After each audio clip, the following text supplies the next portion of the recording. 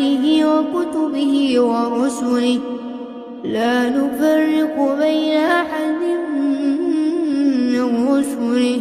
وقالوا سمعنا وأطعنا غفرانك ربنا وإليك المصير. لا يكلف الله نفسا إلا وسعها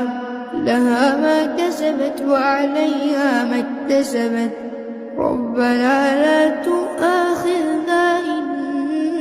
نسينا أو أخطأنا ربنا ولا تحمل علينا